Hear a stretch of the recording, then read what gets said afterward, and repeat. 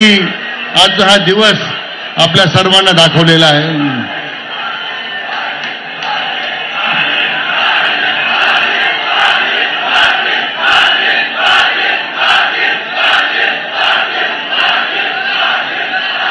मला राज्याचे लोकप्रिय मुख्यमंत्री माननीय देवेंद्रजी फडणवीस साहेब त्यांचे आभार मानायचे आहेत.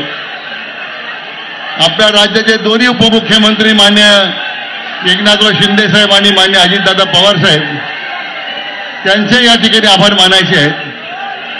आणि या मंत्रिमंडळातील माझ्या उपसमितीमध्ये असणारे आमचे सर्व सहकारी, मग गिरीश महाजन साहेब आहेत, चंद्रकांत दादा पाटील, दादाजी भुसे, माणिकरावजी कोकाटे, आशिषजी शेलार, या सर्व आणि माझ्या या उपसमितीमध्ये कार्यरत असणारे आमचे सगळे अधिकारी, सामाजिक न्याय विभागाचे सचिव, विधिवाय न्याय विभागाचे सचिव, गृह खात्याचे सचिव, अन्य सर्व विभागाचे जे अधिकारी होते आणि सगळे कर्मचारी, त्यांनी अहोरात्र हे घडून आणण्यासाठी जे काही प्रयत्न केलेत ते सगळ्या माझ्या अधिकारी आणि कर्मचारी बांधवांचा सुद्धा मी या निमित्तानं आभार व्यक्त करतो.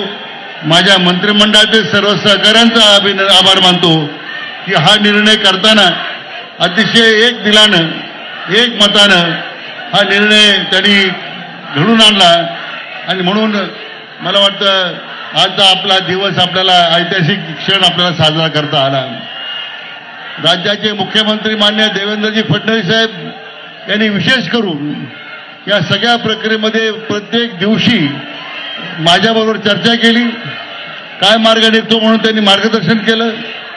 आणि मला वाटतं हे सगळं जे आरक्षण देण्या या आजच्या निर्णयाच्या संबंधामध्ये जो विशेष पुढाकार राहिला, मला मनापासून आपल्या राज्याचे लोकप्रिय मुख्यमंत्री देवेंद्रजी फडणवीस साहेब यांचं मनापासून अभिनंदन करायचं आहे.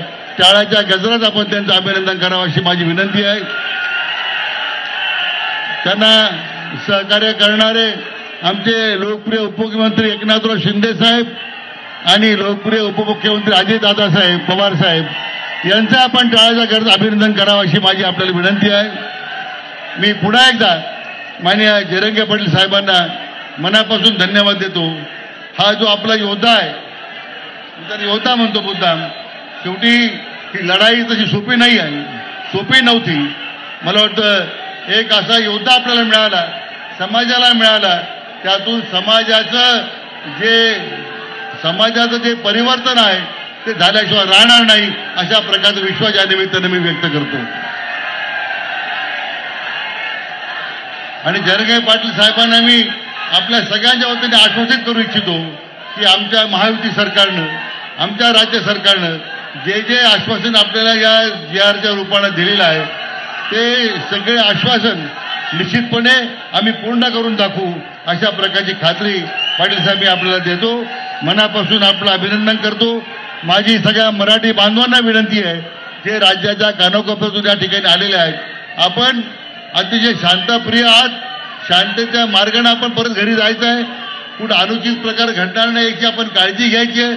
आपला मराठा बांधव हा किती शिस्तप्रिय आहे हे आपल्या सगळ्या राज्याला आणि जगाला दाखवून द्यायचं आहे.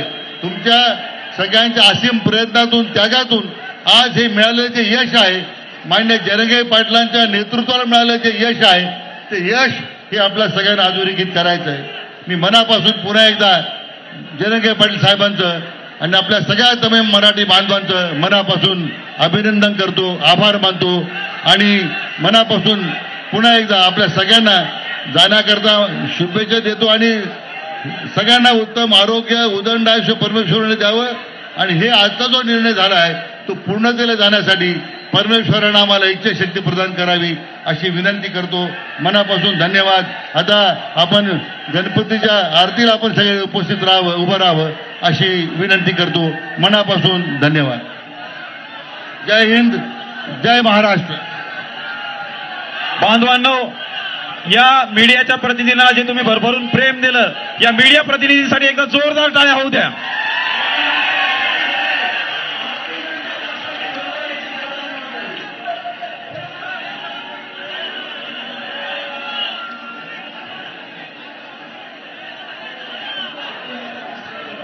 आरतीची तयारी करा.